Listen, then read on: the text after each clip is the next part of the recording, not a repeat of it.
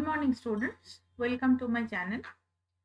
আজকে আমরা তোমাদের সাথে যেটা ডিসকাস করব সেটা হচ্ছে biocultural evolution of human being or the humanization process. Humanization প্রসেসের একটা লাইভ ক্লাসের ভিডিও অলরেডি আমাদের আপলোড করা আছে, যেটা টুল মেকিং টেকনিকের ওপর কিছুটা বেস করে। বাট ওভারঅল বায়োকালচারাল ইভলিউশন যদি আমাদেরকে লিখতে হয় তাহলে কিন্তু সেখানে আমি ভিডিওতে যদি বা বলেছিলাম যে ওখানে আমাদেরকে বায়োলজিক্যাল অ্যাজ ওয়েল অ্যাজ অন্যান্য কালচারাল ডেভেলপমেন্টগুলোকেও কিন্তু অ্যাড করতে হবে। তো সেটারই একটা ছোট ব্রিফ আইডিয়া যদি 15 মার্কসের আসে, এটা সাধারণত 15 নম্বরের নিচে আসবে না, তার বেশি আসলেও ঠিক আছে। তো সেটা কিভাবে আমরা প্রেজেন্ট করব, তো তারই একটা স্মল ব্রিফ বা ছোট একটা কনসেপ্ট আমি তোমাদের সামনে ক্লিয়ার করতে চাইছি। দেখো, ইভলিউশন বা বিবর্তন যেটা আমাদের হয়েছে, যেটা মানব গোষ্ঠীর হয়েছে, নট অনলি মানব গোষ্ঠীর, সমস্ত প্রাণী গোষ্ঠীতেই কিছু না কিছু বিবর্তন হয়েছে এবং we are evoluted from the greater ape, তাই না? এপ এপ এবং আমরা কিভাবে বিবর্তিত হয়েছি তারও কিন্তু একটা ভিডিও আমরা এসেছে, সেই ইজিপ্টোপিথেকাস থেকে কিভাবে আস্তে আস্তে আমরা মডার্ন হোমোস্যাপিয়েন্স স্যাপিয়েন্সের দিকে ট্রিটা গেল, বা বিভিন্ন ফসিলসে যখন আমি ফাইলোজেনেটিক স্টেটাস নিয়ে বলি, তো সেখানে কিন্তু কিছু কন্ট্রোভার্সিয়াল ইভলিউশনারি কন্ট্রোভার্সি থাকেই প্রত্যেকটা জিনিসে। তো এই বায়োকালচারাল ইভলিউশনটাও কিন্তু আমাদের কিছুটা সেভাবেই ব্যাখ্যা করতে হবে, কারণ মানুষই হচ্ছে একমাত্র প্রাণী যার biological as well as the cultural evolution হয়েছে। যে শুধুমাত্র বায়োলজিক্যাল ইভলিউশন হয়েছে বা শুধুমাত্র কালচারাল ইভলিউশন হয়েছে তা কিন্তু নয়। এবং অনেকটা যেন মনে হয়, যদি ধরো বায়োলজিক্যাল ইভলিউশন এরকম ভাবে লিখি এবং কালচারাল ইভলিউশন এরকম ভাবে লিখি, একটার সাথে যেন আরেকটার ডিপেন্ডেন্ট, মানে কিছুটা কালচারাল ইভলিউশন বায়োলজিক্যাল ইভলিউশনকে হেল্প করেছে, আবার বায়োলজিক্যাল ইভলিউশন হওয়ার জন্য পরবর্তী সময়ে আরো কিছু কালচারাল ডেভেলপমেন্ট হয়েছে বলে মনে করা হয়। তো এক একজন অ্যানথ্রোপোলজিস্ট এটাকে কিন্তু বিভিন্নভাবে হাইপোথেসাইজ করেছে। তো কিছু কিছু হাইপোথেসিস আমরা দেবো, বা কিছু কিছু বক্তব্য বা কিছু কিছু মতবাদ আমরা কিন্তু এখানে দুই একটা জাস্ট পয়েন্ট করবো। ডিটেলসে লিখতে গেলে তো প্রায় 30 মার্কসের কোয়েশ্চেন হয়ে যাবে। আমরা কোয়েশ্চেনটা 15 ম্যাক্সিমাম 20 মার্কসের যদি আসে তাহলে কিভাবে লিখবো, এখন তো তার বেশি নাম্বারস আসছেও না, তো সেভাবে সেরকম ভাবে কিন্তু একটু প্রিসাইসলি কোয়েশ্চেন্স গুলোকে আমাদেরকে রেডি করতে হবে। তো লেটস স্টার্ট। তো বায়ো কালচারাল ইভলিউশন আমি অলরেডি বললাম যে মানুষই হলো একমাত্র জীব তার biological as well as cultural development হয়েছে। সে কারণ যদি আমরা ইভলিউশনকে ব্যাখ্যা করি তাহলে সেটা should be biocultural. The hominization process should be biocultural process. এটা কিন্তু শুধুমাত্র কোনো একটা দিকে রৈখিক বিবর্তন হয়নি, দুটো দিকেই কিন্তু সমান্তরাল বিবর্তন এখানে ঘটেছে। সো যদি এটা আমরা বলি, there should be a small introduction. আমি সবসময় বলেছি যখনই আমরা কোনো কোয়েশ্চেন লিখবো, যেটা আমি বললাম যে কিভাবে এটাকে হমানাইজেশন প্রসেস বলছে বা কেন এটাকে বায়োকালচারাল ইভলিউশন বলছে, যে সেম লাইকটা কিন্তু এখানে আমি ছোট করে একটা লিখে দিয়েছি যে হোয়াট শুড আর ইন্ট্রোডাকশন। এবং একটা জিনিস সবসময় মাথায় রাখবে, যখন কোনো ভিডিও তোমরা দেখবে, try to understand the concept. লেখা তো আমরা অনেক জায়গাতেই পাবো, হ্যাঁ, লেখাগুলো দেখে নিলাম, লেখাগুলো লিখে নিলাম, বা কোনো কোনো ভিডিওতে লেখা দেখে দেখে বলে দিচ্ছে বা পড়াচ্ছে, হ্যাঁ, সেটা এক একজনের পড়ানোর ধরন একরকম হতেই পারে, সেটা কোনো বিষয় নয়। কিন্তু আমার যেটা মনে হয় যে বর্তমানে যদি আমাদেরকে ইউপিএসসি বলো বা যে কোনো স্টেট সিভিল সার্ভিসে যদি ভালো নাম্বার ক্যারি করতে হয়, so concept should be crystal clear. If my concept is clear, then I can give any kind of question at that very particular moment. মানে ওই সময় বসে কিন্তু আমি আমার কোয়েশ্চেনের অ্যান্সারটাকে ঠিকভাবে ফ্রেম করতে পারবো, ইফ মাই কনসেপ্ট ইজ ক্লিস্টার clear. So I am trying to giving that concept only. আমি সেই কনসেপ্টটাই তোমাদের জাস্ট ক্লিয়ার করার চেষ্টা করছি। তার সাথে অবশ্যই কিছু লেখা আসবে। আগে লেকচারটা শোনো, পরে যদি তোমাদের মনে হয় এখান থেকে লিখে নিতে পারো, লেখাটা কোনো ব্যাপার নয়, কিন্তু আগে আমি বলবো যে লেকচারটা শোনো। তাহলে বায়োলজিক্যাল এবং কালচারাল ইভলিউশনের ইন্ট্রোডাকশন এরকম ছোট করে আমরা একটা দিলাম। Then we will start the different stages, মানে কি কি ভাবে আমাদের এই ডেভেলপমেন্টটা হয়েছে। তো first obviously the bipedalism or the দ্বিপদ গমন। বাইপেডালিজমটা কি? এই বাইপেডালিজমের উপরেও কিন্তু আমার একটা ভিডিও আছে, ইন ডিটেলস ভিডিও। তো এই বাইপেডালিজমে দেখানো হয়েছে কিভাবে মানুষ বাইপেডাল হয়েছে, বা প্রাইমেট লোকোমোশনে যদি আমরা ইভলিউশন পড়ি, তো সেখানে কিন্তু আমরা মানুষের বাইপেডালের ইভলিউশনটাও পাবো। সো ফর দ্যাট তোমরা অবশ্যই আমার ভলিউম 1 বইটা ফলো করবে, সেখানে কিন্তু বাইপেডালিজমের উপর ডিটেলস দেওয়া আছে। তো আমরা যদি শুরু করি রামিদাস থেকে, ramidus was brachiation as well as the terrestrial adaptation. এই দুটোর মানে it can be a interconnection between বলতে পারো arboreal adaptation as well as বা arboreal or as well as terrestrial kind of তোমার লোকোমোশন এদের দু ধরনেরই ছিল এবং মনে করা হতো মেবি এই ধরনের অস্ট্রালোপিথেকাস মানে রাবিডাস বা অস্ট্রালোপিথেকাস এরা কিন্তু মোস্টলি বৃক্ষচরই ছিল। মানে তাদের সাধারণত গাছেই তারা বেশি চলাফেরা করতো এবং হয়তো বা ওরা দিনের বেলাতে গাছেই থাকতো এবং রাত্রিবেলাতে টেরিস্টেরিয়াল অ্যাডাপ্টেশন বা লোকোমোশন করতো। কারণ কি সেই সময় আমাদের যে ধরনের এনভায়রনমেন্টাল যে নিশেষ ছিল সেই সময় কিন্তু বড় জন্তু ছিল, হ্যাঁ? সেই ধরনের প্রিডেটার্সরা কি করতো? মানুষকে খেয়ে নিতে পারতো। সেই কারণে দিনের বেলাতে মেক্সিমাম সময় ওরা কিন্তু গাছে থাকতো, হয়তোবা রাতে ওরা নামতো। সে কারণে ramidus may be the interconnection between the arboreal locomotion and the terrestrial locomotion. সাধারণত গাঁট চলন বা বৃক্ষ চলনে এরা কিন্তু পারদর্শী ছিল। হোয়াট ইজ গাঁট চলন বা নাকেল ওয়াকিং সরি। সো এটা কিন্তু অলরেডি আমি আমার ভিডিওতে বলেছিলাম, যদি কেউ বাইপেডাল ভিডিওটা দেখে থাকো। তো সেখানে বলা আছে। তো এর পরবর্তী সময়ে কিন্তু আমাদের প্রচুর ডেভেলপমেন্ট হয়েছে ডিউ টু দ্য বাইপেডালিজম। তার মধ্যে যেই জিনিসগুলো মেইন, যেটা অস্ট্রালোপিথেকাস আফারেন্সিস থেকেই কিন্তু আমরা দেখতে পেয়েছি। কারণ অস্ট্রালোপিথেকাস আফারেন্সিস এর মধ্যে কিছু ফিচার্স ছিল এদের, কিছু কিন্তু অলরেডি হিউম্যান লাইক যে মডিফিকেশন গুলো হওয়া দরকার ছিল, অ্যানাটমিক্যাল মডিফিকেশন, সেটা কিন্তু স্টার্ট হয়ে গিয়েছিল। যেমন সবথেকে বেশি হচ্ছে আমাদের পেলভিক পার্টটা, যে পেলভিস পার্টটা। কারণ ওই জায়গাটা আগে যত বেশি তত কিন্তু জায়গাটা নলাকৃতি, হ্যাঁ? এবং নলাকৃতি যত হবে তত সে বাইপেডাল করতে পারবে না। তাকে ওই ৪ হাত পায়ে চলতে হবে এবং যত বেশি এরকম গামলাকৃতি হবে তত বেশি কিন্তু সে বাইপেডাল হবে, তাই না? কারণ হচ্ছে ওপরের দেহের ভারটা কিন্তু ওই পেলভিক গ্রেডেলের যে বেসিন শেপটা সেটাই কিন্তু ধরে রাখছে। তার মানে সেই সময় এটা যদি হতে হয় তাহলে আমাদের কি হতে হবে? যে ইলিয়াক্স যে বোনটা রয়েছে সেটা অনেক বেশি শর্ট হতে হবে, সেটা অনেক বেশি ব্রড হতে হবে, চওড়া হতে হবে। তো সেটাই লেখা আছে দেখো, অপেক্ষাকৃত চওড়া এবং ছোট ইলিয়াক ব্লেড। হ্যান্ডের যে অ্যানাটমি গুলো মানে হাতের যে অ্যানাটমি গুলো এবং অ্যাঙ্কেল জয়েন্টের যে অ্যানাটমি গুলো সেগুলোকে চেঞ্জ হতে হবে, যাতে সেটা অনেক বেশি অ্যাডাপ্টেশন টেরিস্টেরিয়াল অ্যাডাপ্টেশনে সহায়ক হয়। আস্তে আগে যেরকম আমাদের যে বিগ টো সেটা কিন্তু এরকম ছিল, আস্তে কিন্তু সেটা প্যারালাল হয়। যত প্যারালাল হয় তত কিন্তু মানুষের দৌড়তে সুবিধে হয়, তাই না? এবং উঠে দাঁড়াতেও সুবিধা হয়। তো সেটা আমরা আস্তে আসবো। এবং এই যে অ্যাপারেন্সিস এরা কিন্তু গাঢ় চলন বা সরি এরা কিন্তু অনেকটাই মানব সদৃশ্য অ্যাডাপ্টেশন করতে পেরেছিল এবং স্থলজ গমনে ওরা অভ্যস্ত ছিল এবং মনে করা হতো ওরা রাত্রিবেলায় মেবি নিচে চলে আসতো। এবং অস্ট্রালোপিথেকাসরা যখন এসেছে সেই সময় কিন্তু অলরেডি আমরা কিছু ক্লাইমেটিক চেঞ্জ দেখতে পেয়েছি, যে সময় ট্রিজ বিকেম লং, মানে নিচের ব্রাঞ্চেস গুলো আস্তে সব ডিসঅ্যাপিয়ার হয়ে যায়। তখন মানুষ যে গাছে ঝুলে চলন করবে সেটাও কিন্তু অনেকটা ডিফিকাল্ট হয়ে যায়। তখন অটোমেটিক্যালি তাকে নিচে নেমে আসতে হয়। এদিকে নিচে বড় প্রেডেটরসরা রয়েছে, তারা কিন্তু ওদেরকে খেয়ে নেবে। সো তখন কিন্তু ওই সাভানা অঞ্চলে ওদেরকে উঠে দাঁড়াতে হয়। এটা আমি অলরেডি অস্ট্রালোপিথেকাসে তোমাদেরকে ডিটেইলসে বলেছিলাম। আস্তে এইভাবে চেষ্টা করতে বা উঠে দাঁড়াতে হয়তো ওদের পেলভিক গ্রিডলের যে পার্টটা এবং যে হ্যান্ড এবং টোর যে অ্যানাটমি গুলো, পায়ের যে স্ট্রাকচারাল অ্যানাটমিক্যাল ফিচার্স গুলো কিন্তু আস্তে চেঞ্জ হতে শুরু করে। হ্যাঁ? এবং যে শিক দাঁড়াতে যে প্যাচটা, যেটাকে বক্রতা আমরা বলি, হ্যাঁ? তো সেই প্যাচটা আস্তে তৈরি হয়ে যায়। হ্যাঁ? তো এই জায়গাগুলো কিন্তু চেঞ্জেস আসে, যেটা হ্যাবিলিসে গিয়ে আরো ওয়েল ডেভেলপড ভাবে আমরা দেখতে পাই। এবং সেই সময় কিন্তু পেলভিক গ্রিডল মানে শ্রোণী চক্রটা বা হাতের গঠন পুরোপুরি মানব সদৃশ হয়ে যায়। কারণ আমরা দেখেছি habilis are the maker of tools, তারা কিন্তু টুল মেকিং যন্ত্র, দো অস্ট্রালোপিথেকাস বা রামিডাসরা মনে করা হয়, বিশেষ করে অস্ট্রালোপিথেকাস, আর্টিপিথেকাস, রামিডাসকে ছেড়ে দিয়ে যদি আমরা অস্ট্রালোপিথেকাসকে দেখি, তারা কিন্তু কিছু ইনিশিয়াল টুলস ইউজ করেছে, পরিকল্পিতভাবে নয়। পরিকল্পিতভাবে তারা বানাতে পারতো না। তো সেটা আমরা টুল মেকিং টেকনিকের ডেভেলপমেন্টে পড়বো আরো ডিটেলসে। তো এই যে ফ্রি অফ হ্যান্ড, হাতটা যে ফ্রি হয়ে গেল মানুষের, সেইটা কিন্তু মানুষকে টুল মেকিং এ সাহায্য করেছে এবং অনেকেই এই টুল মেকিংটা মানুষের ডেভেলপমেন্টে, বায়োলজিক্যাল ডেভেলপমেন্টে একটা মূল সহায়ক দিক ছিল বলে মনে করতো। ঠিক আছে? তারপর ইরেক্টাসটা যখন চলে এলো তখন কিন্তু টোটালি ওরা বিপদ গমনে একদম হ্যাবিলিসটা যেমন স্থলজ গমন করতো, হোমো ইরেক্টাসটা কিন্তু পুরোপুরি দ্বিপদগমন, পুরোপুরি ইরেক্ট। সেই কারণে ওদের নাম হচ্ছে ইরেক্টাস। হ্যাঁ?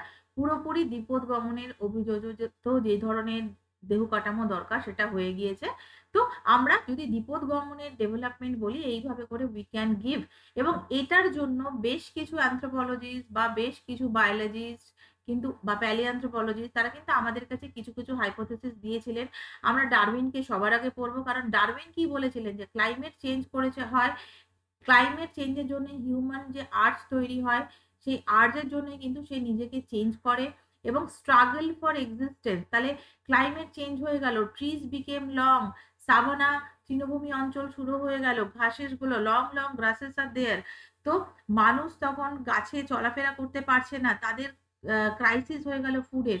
দেন দে কেম টু টেরিস্টেরিয়াল, তারা স্থলভূমিতে নেমে এলো। কিন্তু স্থলভূমিতে যখন তোরা নেমে এলো তখনই কিন্তু ওই উঁচু উঁচু ঘাসে ওদেরকে প্রিডেটার্সদের দেখতে হতো, যদি না দেখতো তাহলে প্রিডেটার্স তো ওদেরকে হান্ট করে নেবে, তাই না?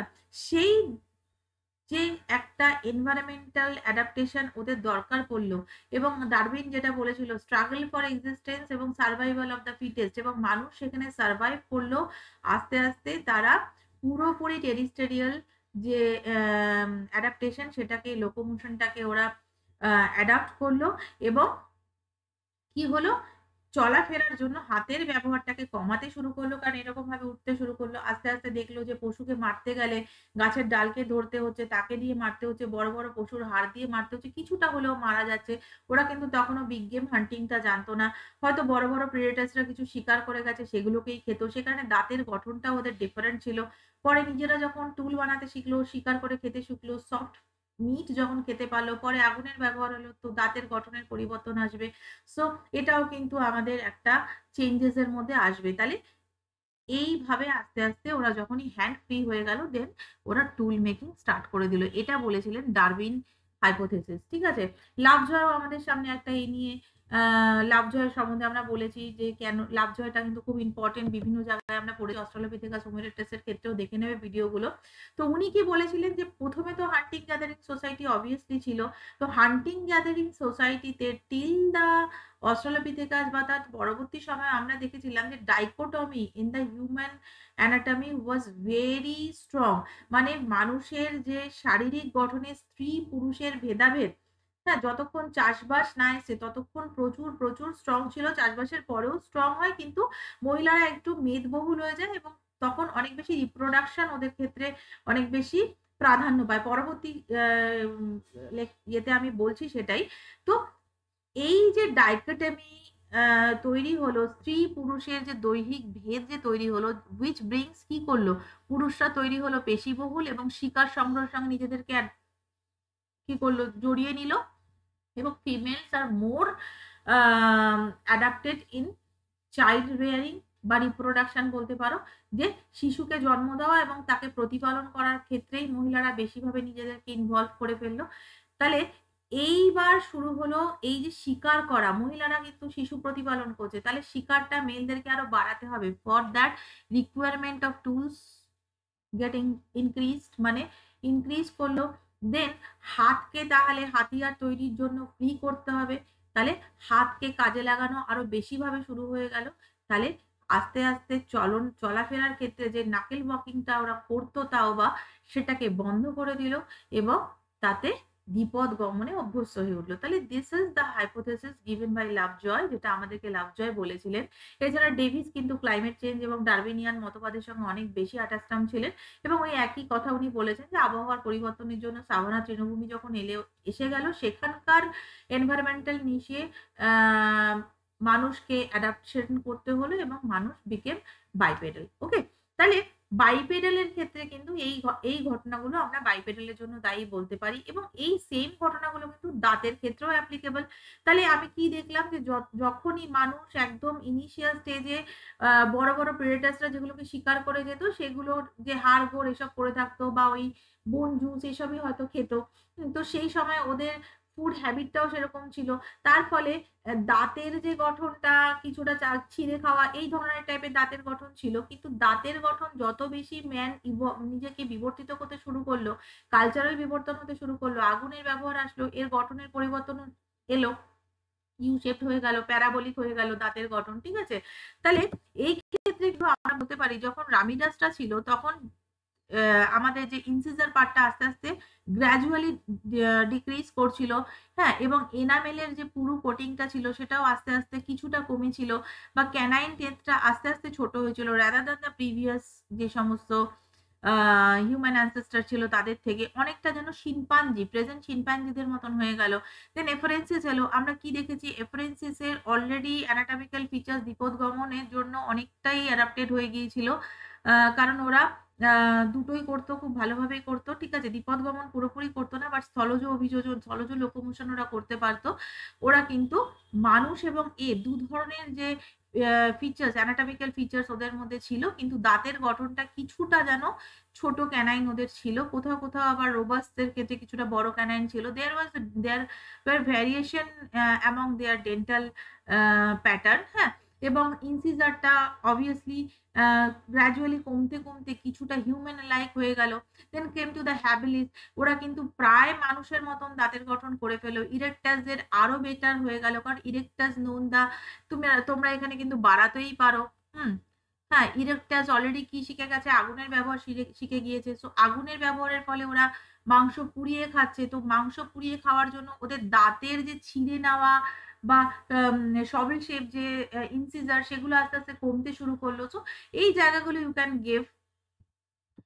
তারপরে অবভিয়াসলি দা ব্রেন সাইজ, হ্যাঁ, ব্রেন সাইজের বেড়ে যাওয়া, মস্তিষ্কের আয়তন বেড়ে যাওয়া কিন্তু হিউম্যান অ্যানাটমিক্যাল যে ইভলিউশনের ক্ষেত্রে একটা বিশাল সহায়ক ছিল, এবং যেটা মানুষের কালচারাল যে বিবর্তন সেটাতেও অনেক বেশি এনহ্যান্স করেছে বলে মনে করা হয়। কারণ আমরা দেখেছি যত ফসিল নিচ থেকে উপরের দিকে গেছে এবং মডার্ন স্যাপিয়েন্সের দিকে গেছে, আমাদের কিন্তু ক্র্যানিয়াল ক্যাপাসিটি, হ্যাঁ, সেটা কিন্তু বাড়তে শুরু করেছে। তো এর পিছনে অনেকেই বলেছে যে মানুষের যে স্টেরিওটাইপিক যে ভিশন, মানে 3D ভিশন বা হাতের যে কর্মক্ষমতাটা কমিয়ে ফেলা, এটার ফলে মানুষ কি হলো, অনেক বেশি গাছের তুলনায় স্থলভূমিতে চলাফেরা করতে কমফোর্টেবল ফিল করলো, এবং তার ফলে আস্তে আস্তে তারা বাইপেডাল হয়ে গেল। এবং এক্ষেত্রে কিন্তু আমরা কার্টমিলের কথা বলতে পারি। উনি কি বলেছেন যে এই যে দ্বিপদগমন বা সাংস্কৃতিক অভিযোজন যাই হোক না কেন, বিকজ অফ দিস বা এর পিছনে রয়েছে হচ্ছে টুল মেকিং টেকনিক। যত বেশি মানুষ হাতিয়ার নির্মাণ করেছে তত বেশি তারা স্বনির্ভর হয়েছে, তত বেশি তাদের চিন্তা শক্তি বৃদ্ধি পেয়েছে। ওকে, তো মাথার আয়তন বৃদ্ধি, মস্তিষ্কের আয়তন বৃদ্ধি কিন্তু একটা বিশাল বড় কারণ ছিল। বাট এক্ষেত্রে কিন্তু একটা কথা আমরা বলতেই পারি যে মস্তিষ্কের আয়তন বৃদ্ধির ক্ষেত্রে যে কথাগুলো বলা হয়েছে সেক্ষেত্রে কিন্তু ইনসিগনিফিক্যান্ট একটা ডেভেলপমেন্ট ছিল। প্রায় 4 থেকে 2 মিলিয়ন ইয়ার এগোতেও আমরা দেখেছি যে সময় অস্ট্রালোপিথেকাসরা ছিল, most of them are below 500 বা অ্যাভারেজ 500 বা আশেপাশে ক্র্যানিয়াল ক্যাপাসিটি। যখনই আস্তে আস্তে হ্যাবিলিস এলো এবং ইরেকটাসরা এলো, আস্তে আস্তে আস্তে আস্তে কিন্তু একটা হিউজ বলতে পারো লাফ দিয়ে বেড়ে গেল আমাদের ক্র্যানিয়াল ইয়ে, এবং তার টাইম ফ্রেমটাও খুব কম ছিল। হ্যাঁ, তাহলে এরপরে আসছে কালচারাল অ্যাডাপ্টেশনে। সবার আগে আমরা টুলস কে বলবো। সো টুলস এর ক্ষেত্রে volume volume 2 mostly, yes volume 2।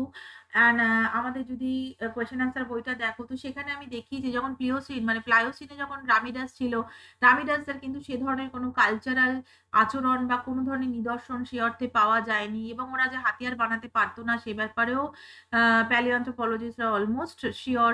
দেন অস্ট্রালোপিথেকাসরা আসলো, তারা আমি বললাম আগে গাছের ডাল, শিং, পাথর প্রভৃতি ইউজ করেছে, কিন্তু তারা প্ল্যানফুলি বা এটাকে নির্মাণ করে ইউজ করবে সেটা কিন্তু এরা করেনি।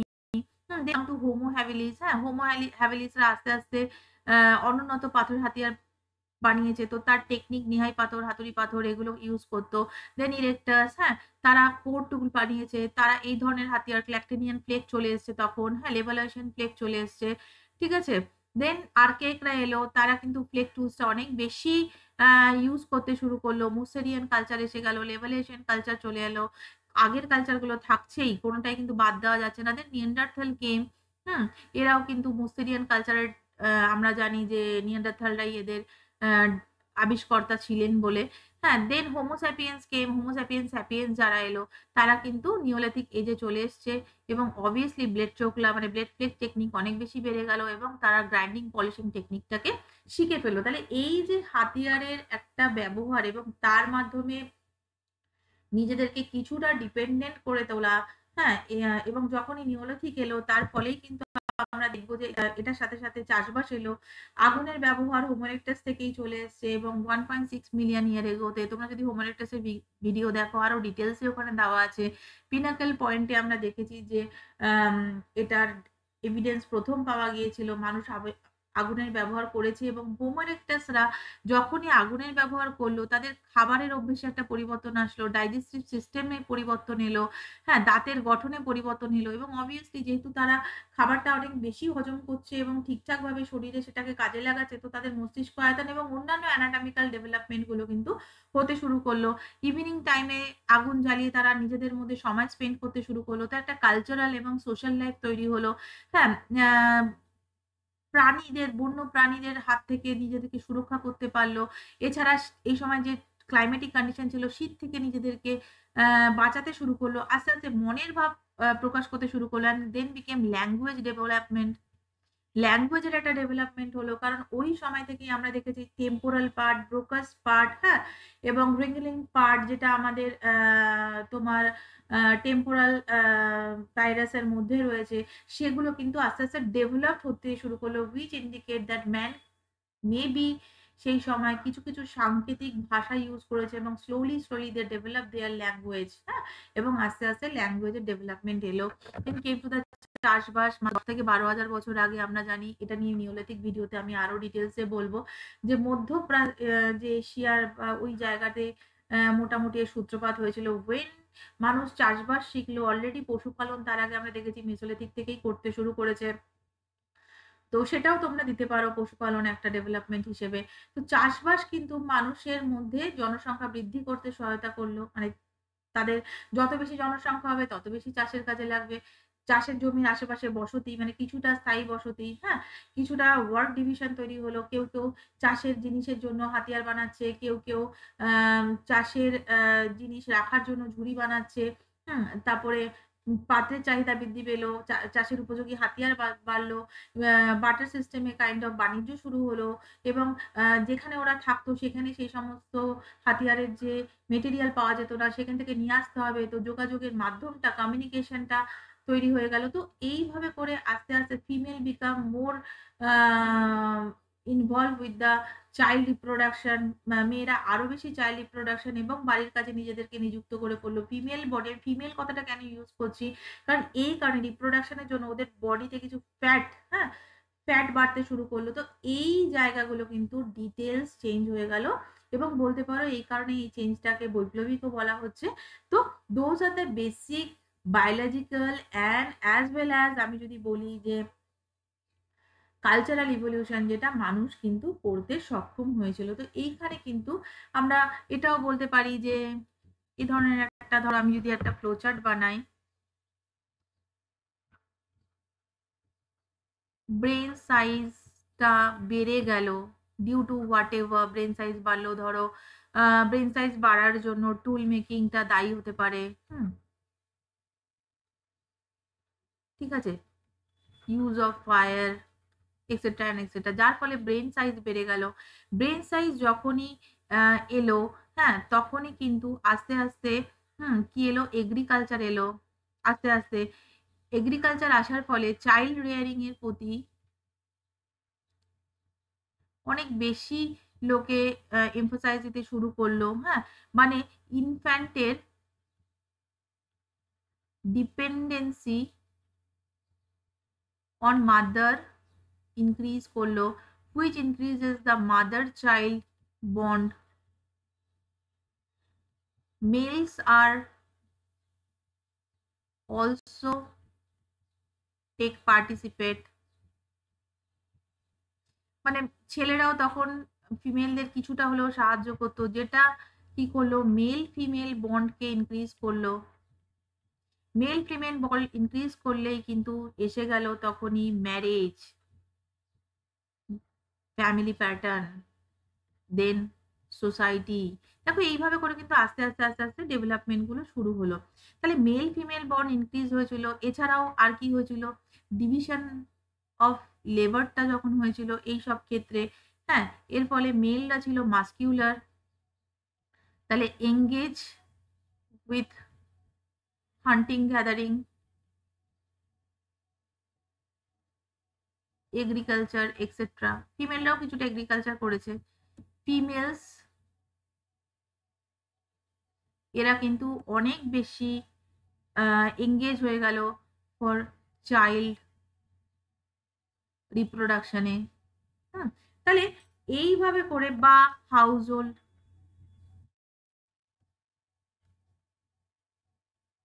এইভাবে করে কিন্তু আমরা বায়োকালচারাল ইভলিউশনটাকে একটা ছোট ফ্লোচার্টের মধ্যে লাস্টে কনক্লুশনে দেখিয়ে দিতে পারি। ওকে, সো আই থিঙ্ক যদি তোমাদের কোয়েশ্চেনটা আসে, ছোট ইন্ট্রোডাকশন আমার একটা দেওয়া আছে, কি কি মেন, হ্যাঁ আরো অনেক ডেভেলপমেন্ট হয়েছিল, বক্ষ পিঞ্জরের পরিবর্তন হয়েছিল, পায়ের অ্যানাটমিক্যাল ফুড চেঞ্জ হয়েছিল, তো এতগুলো না বলে মেইন যে ফুডটা তো আমি বলেছি অবভিয়াসলি।